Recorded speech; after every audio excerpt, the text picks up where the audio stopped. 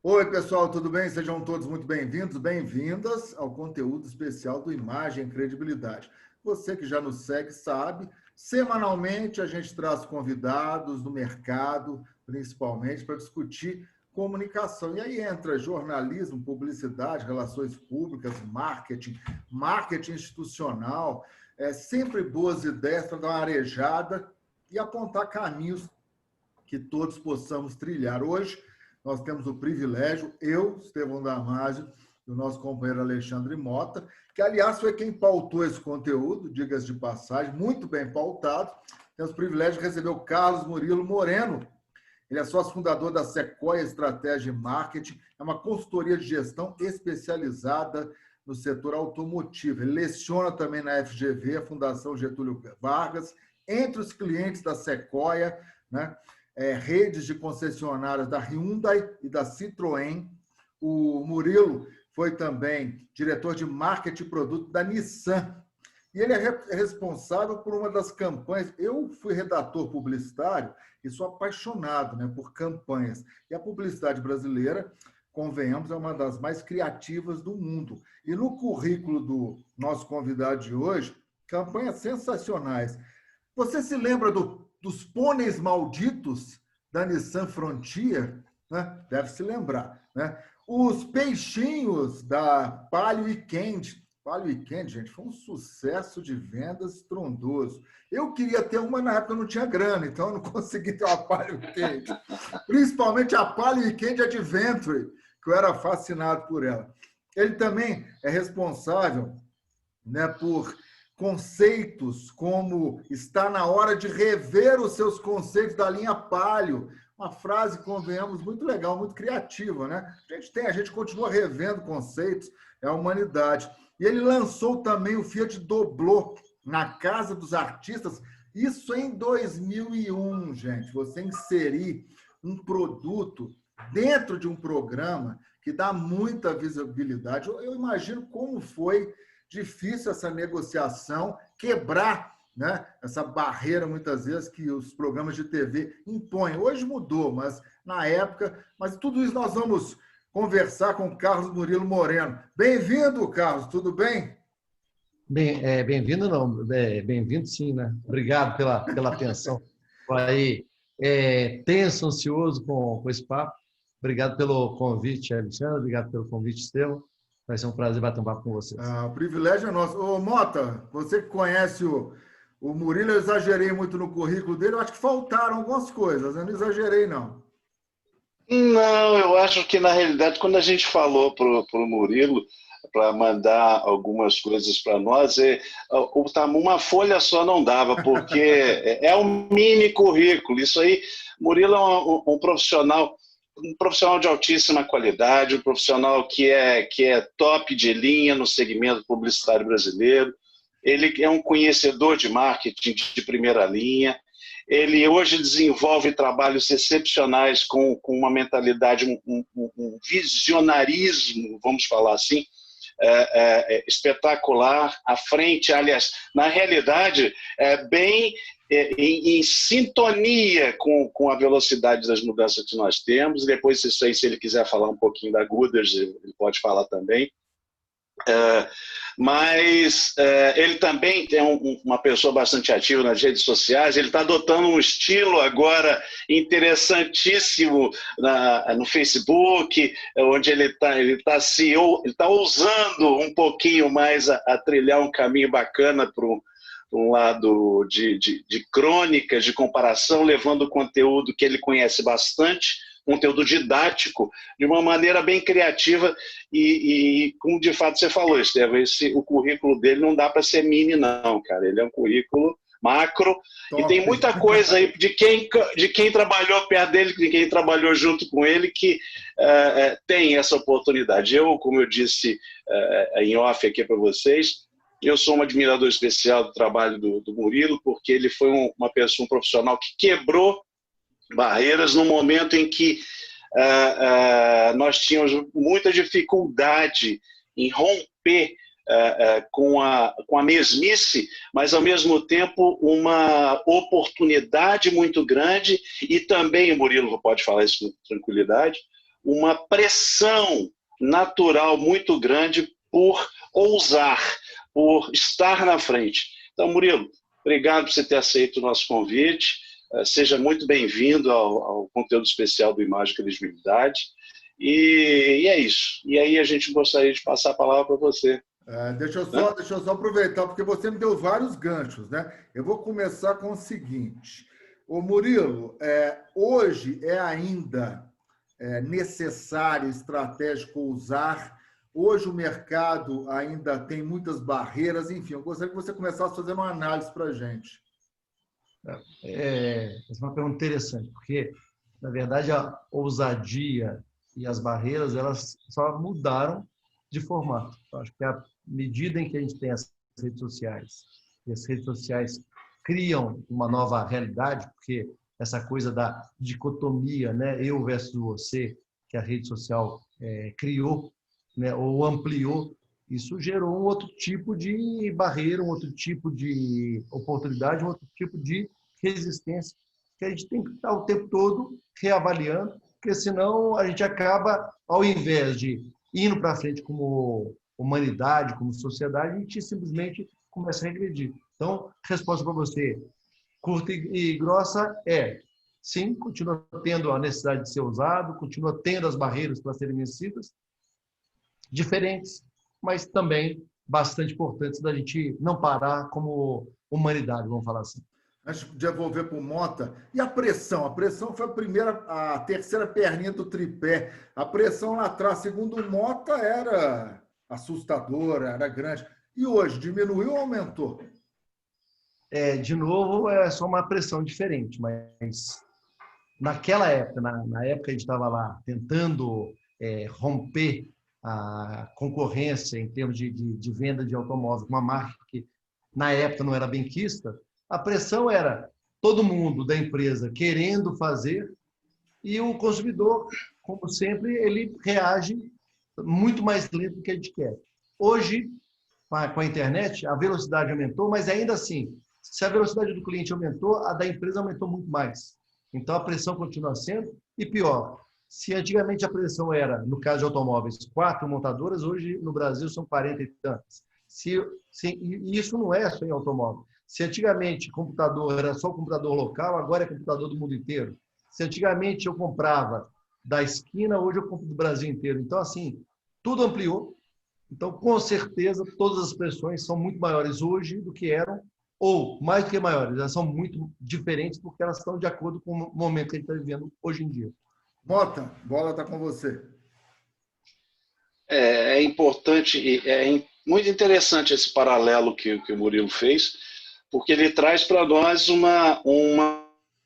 ele contextualiza o momento que nós estamos falando, que foi um momento de muita disputa, de muita ansiedade por uma questão necessariamente de poucas montadoras no Brasil, mas eu chamo a atenção para isso que o Murilo colocou com relação à questão de ousar, de fazer com que o consumidor pudesse ser atingido, mas principalmente que ele pudesse ter naquele momento um extrato da mensagem que estava se querendo passar, e que hoje esse extrato também é necessário, mas hoje com um pouco mais de maldade, vamos falar assim, um pouco mais com algum tipo de alguma coisa subliminarmente falando um pouco mais complexa. Naquele momento, essa ação de transmitir uma mensagem que significasse algo foi uma coisa complexa. Eu queria perguntar para o Murilo, assim, e também particularmente para poder saber, Murilo, na época dos peixinhos, cara, como é que foi a questão, aquela coisa de trazer, de fazer com que os peixinhos pudessem retratar uma mensagem de observação, mas também de muita leveza com que foi passado, com que foi trabalhado. E essa mesma leveza faz uma comparação também para a gente com o que hoje está acontecendo nessa direção, por exemplo, que a Gooders está fazendo através de você. Eu acho que vou dar um passo para trás para ficar mais fácil. Só para lembrar que é os peixinhos. Os peixinhos era o lançamento de um carro, a Palio Weekend, no mercado em que era dominado pelo concorrente, a Paraty. Então, a Paraty tinha ali alguma coisa como 60% ou 70% do market share, e vem um carro novo querendo entrar, e o briefing para a agência foi muito simples. A gente invadia a praia da Volkswagen.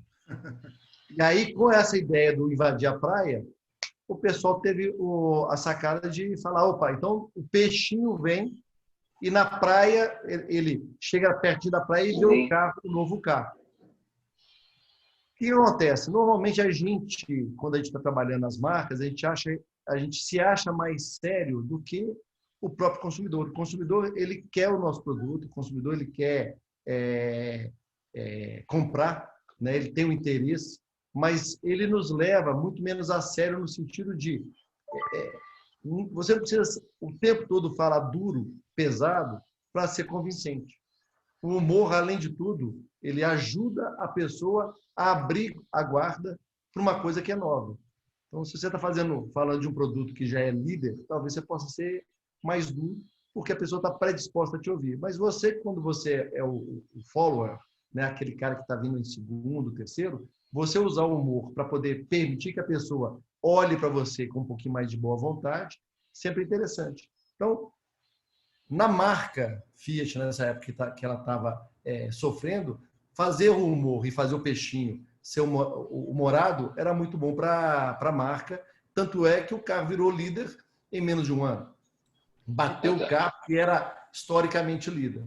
E isso é muito importante, ou seja, você entrar e conseguir fazer essa mudança de percepção. E os pôneis malditos da Nissan Frontier? Os pôneis malditos, o que me impressiona quando a gente fala dos peixinhos e dos pôneis é que a fórmula, sem querer, é a mesma. É bichinho, é música e é humor.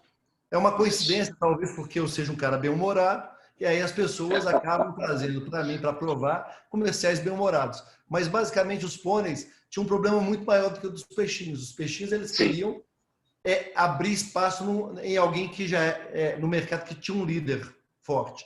No caso, a gente tinha um carro velho, a Frontier já tinha 7 anos de mercado, era um carro que estava pronto para ser trocado e que não tinha nada de mais de diferencial, ou seja, de melhor do que os concorrentes, a não ser o motor que era muito forte. E aí a gente resolveu falar exatamente da força.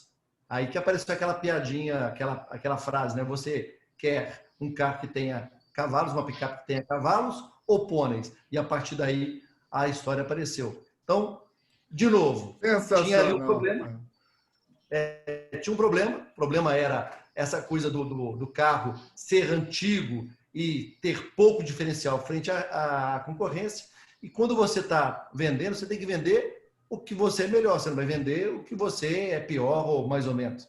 E a gente botou força num ponto que era o motor ser mais potente e, graças a Deus, foi um puta de um sucesso. O carro dobrou de vendas, né? E ele vendeu mais do que na época do lançamento. É uma coisa, acho que não inédita no Brasil, pelo menos, não tinha acontecido. E na marca Nissan, então, foi um sucesso. Principalmente. Mota, eu estou ficando apreensivo aqui, porque eu tenho que controlar o horário. Eu ainda tem muita coisa para conversar com o Murilo.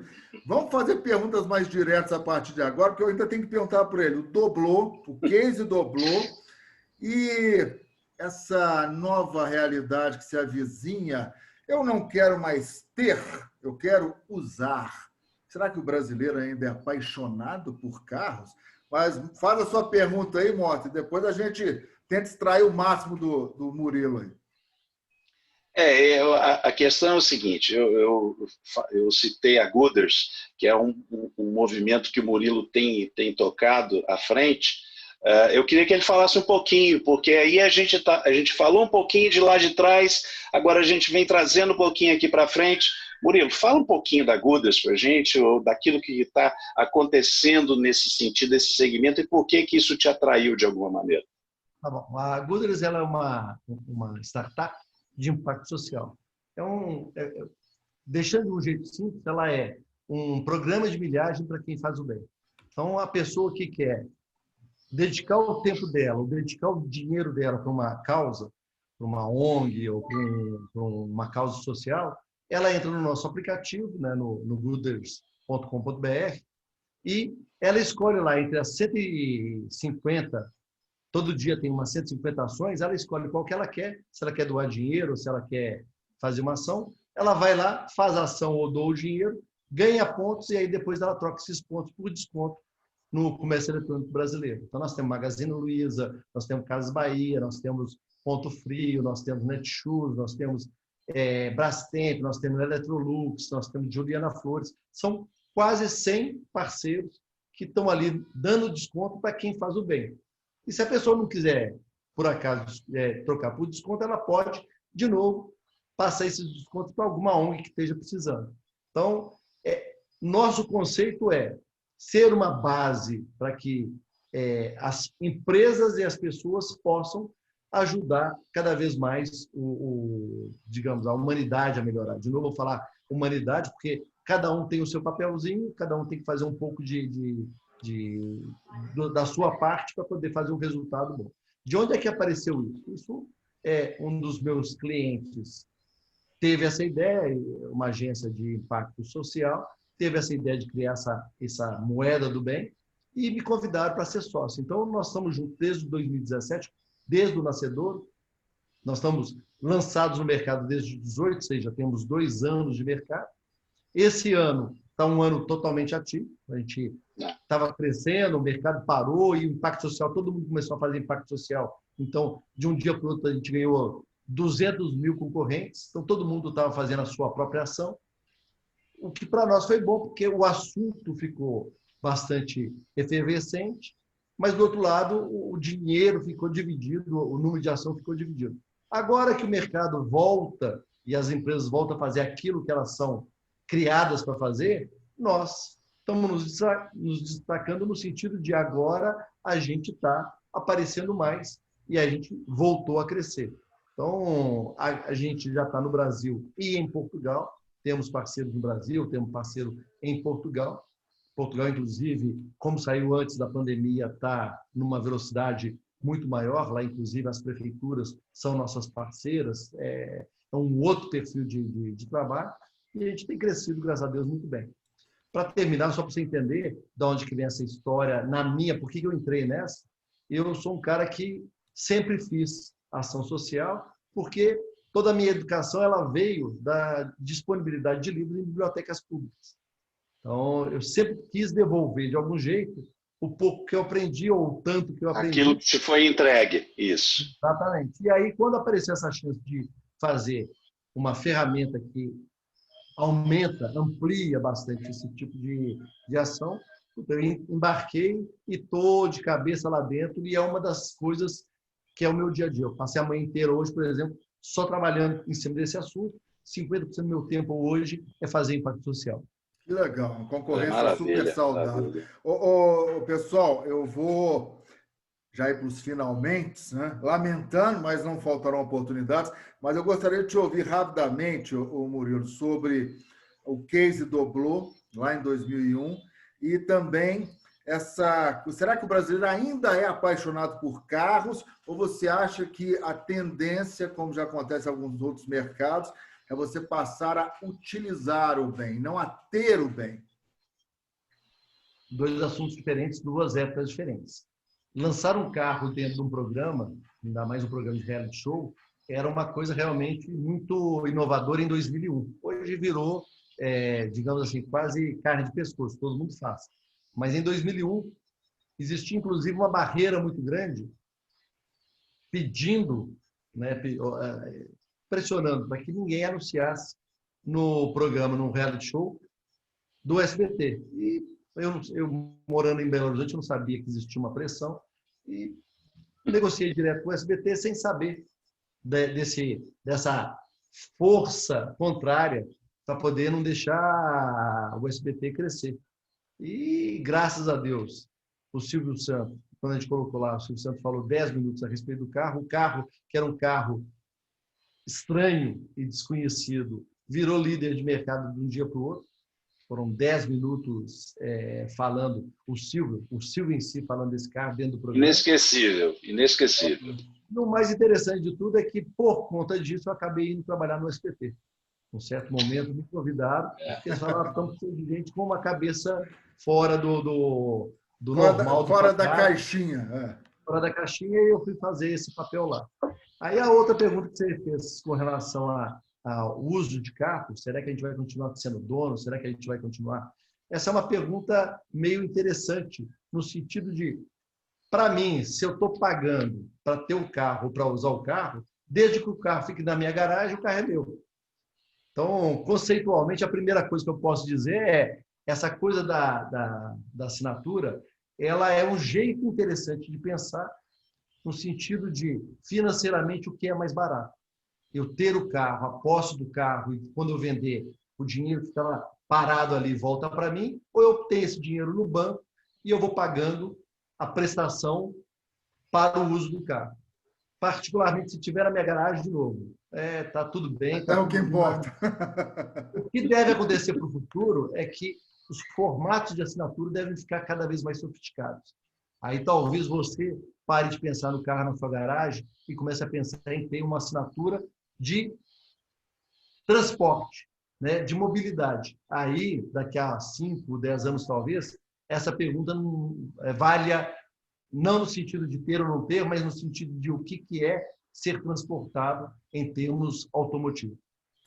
Carlos Murilo Moreno, foi um prazer, um privilégio tê-lo aqui.